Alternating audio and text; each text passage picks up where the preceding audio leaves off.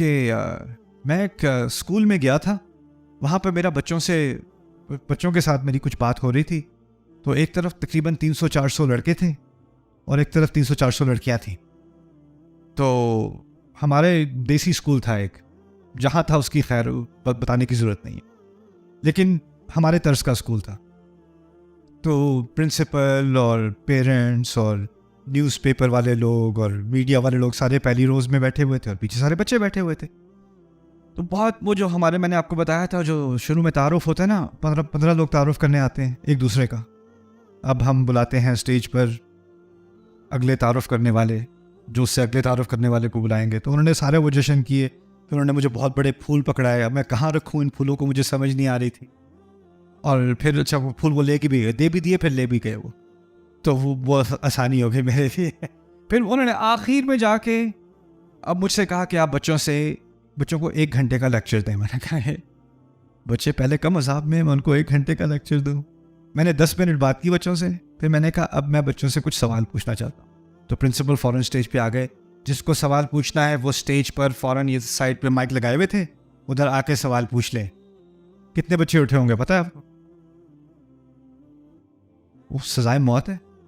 उसने कोई ऐसा सवाल पूछ लिया जो प्रिंसिपल को अच्छा नहीं लगा, उसके पेरेंट्स को अच्छा नहीं लगा, उसके टीचर को अच्छा नहीं लगा, बल्कि वो जा भी रहा होगा ना ठीक से जरा देख के। ऐसे ही है ना, अगर उसके जहन में सवाल होगा भी, उसकी जरूरत नहीं होगी पूछने की। तो मुझे पता था इस बात का। तो मैंने कहा देखें ऐसा करें, कैमरास वगैरह ऑफ कर दें। मैं माइक भी ऑफ कर रहा हूँ। मैं इधर बच्चों के सेक्शन में जा रहा हूँ। आप में से किसी ने पूछना हो ना सवाल, पेरेंट्स और टीचर्स वगैरह आप पीछे रहें, आप साथ ना आए। आप में से जिसने कोई सवाल पूछना है अब मुझसे पूछ लें। और फिर मैं वहाँ से होके I went to the boys section. यहाँ 3 घंटे लगे, वहाँ 3 घंटे लगे, और वो छोड़े ही ना, पूछे जाए। और पहले आपको लगे कि इनकी तो बोलती ही नहीं है, तो इनके तो मुंह से कोई आवाज़ ही नहीं निकलती इनके। और जब आप अंदर जाके आपने वो फॉर्मेलिटी हटा दी ना, तो उनकी बोलती बंद नहीं हो रही। इतनी बातें सीखी मैंने उनसे, लेकिन मैंने जो बात सीखी जिसने मुझे बहुत डराया, पता है क्या थी? उसमें से तकरीबन 50-60 बच्चियों ने एक ही सवाल पूछा, What do you do if you feel alone? मैं फैमिली में तो हूँ, मेरे पेरेंट्स तो हैं, मेरी बहन तो है, लेकिन मुझे लगता है मैं हमेशा अकेली हूँ। मुझे लगता है मेरे साथ कोई भी नहीं है, तो मैं क्या करूँ? और फिर मुझे एक बच्ची ने पूछा होता तो ठीक है, मैं कहता कोई बात बता देता उसको। दूसरी ने पूछा, तीसरी ने पूछा, चौथी ने पूछा, फ्रंट सेक्शन में पूछा, बैक सेक्शन में पूछा। मैंने कहा ये तो कुछ और ही मामला है। तो अमेरिका वापस जाने के बाद मैंने फिर कुछ चाइल्ड साइकोलॉजिस्ट से बात की, कुछ सोशल वर्कर्स से बात की, कुछ टीन काउंसलर्स से बात की कि क्या सिचुएशन है।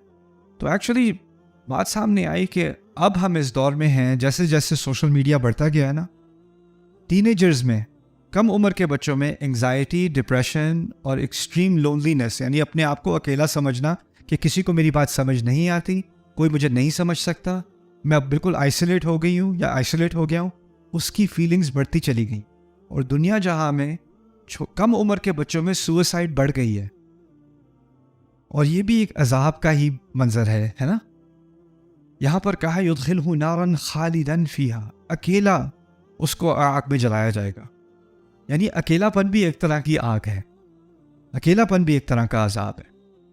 यहाँ तक कि आदम अलैहिस्सलाम को जन्नत में डाला गया और फिर उसके बाद उनकी तस्कीन के लिए उनको सुकून, जन्नत में सुकून नहीं था, इसीलिए कहा खलक़ लकुम मिन अनफुसिकुम अज़वाजन लितस्कुनु इलैहा उस्कुन अंत व ज़ौजुकल जन्नह। आप और आपकी ज़ौज अब जन्नत में सुकून पाए, क्योंकि अकेलेपन में सुकून नहीं था। और कहा तुम्हें अज़वाज बनाया ताकि तुम एक दूसरे में सुकून ढूंढ सको। तो अकेलेपन से सुकून चला जाता है। तो यहाँ पर अल्लाह ताला ने इस बात की तरफ बहुत ही बारीक अल्फाज में इस हिकमत की तरफ इशारा किया।